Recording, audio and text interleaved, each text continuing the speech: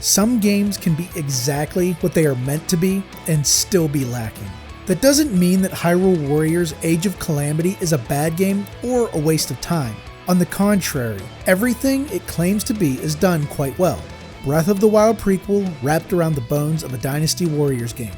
And while it does a wonderful job of combining these two games into one cohesive product, it doesn't satisfy. Let's break down why this is a hollow prequel to one of the finest Zelda games ever made in our Busy Gamer review of Hyrule Warriors Age of Calamity. Welcome back to No Time Gamer, the channel helping your gaming sessions be time well spent. Hyrule Warriors takes place shortly before the calamity that was the catalyst for Breath of the Wild.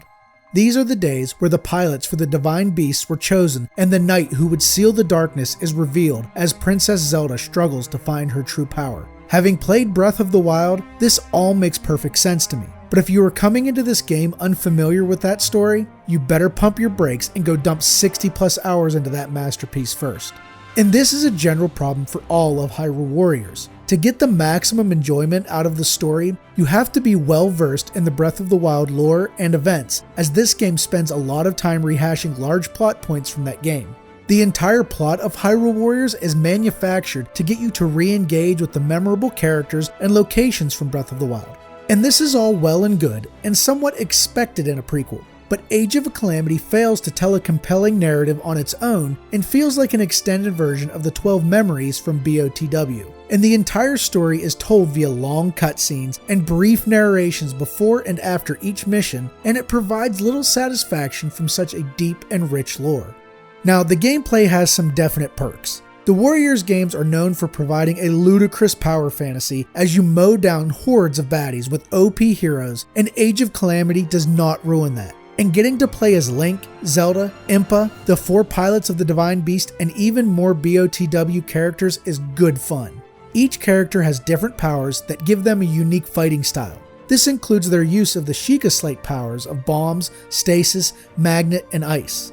Almost every character has a unique Sheikah bomb, and learning when and how to use it is a blast. My favorites were Impa and Link. Link is a traditional hack and slash hero, and Impa can make spirit clones of herself by absorbing runes off of baddies. Getting 8 additional clones makes her a real force to reckon with.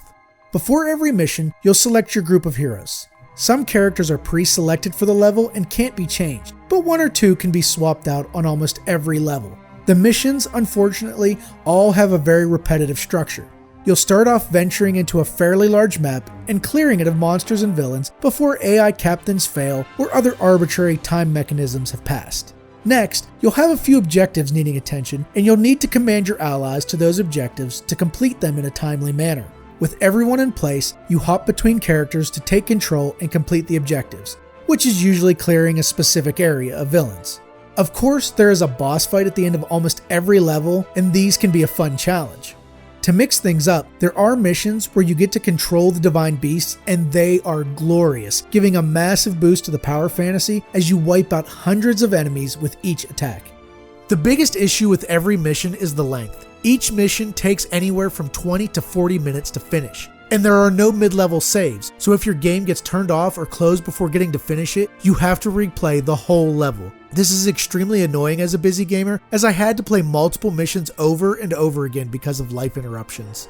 One more issue I need to cover is the game's map. In Hyrule Warriors, the map is a bit overwhelming at first. Levels, shops, cooking, training, and side missions are all selected from the map, but as more and more icons popped up, it looked like a jumbled mess.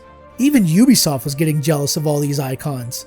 Once I figured out that the map is broken into regions and that most icons were upgrades and shops that are unlocked by various resources, it made it a little easier to understand. One quick tip, the icons that pulse indicate you have enough resources to unlock them. It took me until chapter 4 to figure that one out. Luckily, there were menus to help sort out the chapters, shops, and side missions, but damn, this map was a needlessly messy way to shoehorn more Breath of the Wild nostalgia into this game. One time-saving feature I want to mention is the training grounds. In this quick little shop, you can level up any character for rupees. They can go as high as your max level character, making this a great way to keep lesser used characters at a reasonable level without the need to grind. Much appreciated as a busy gamer. Hyrule Warriors Age of Calamity is a perfectly fine game, but it relies too heavily on the story told in Breath of the Wild. and the gameplay is fun, but repetitive and not particularly memorable. It can be enjoyable, and if you loved Breath of the Wild and absolutely need more of that world, Age of Calamity should scratch that itch. But unless you are a hardcore fan of Breath of the Wild or the Dynasty Warriors titles, you're not going to miss much here. So for busy gamers, Hyrule Warriors Age of Calamity is time somewhat well spent. So who is your favorite Divine Beast captain? Let us know in the comments. While you're here, check out one of these other videos to see what other game could be time well spent.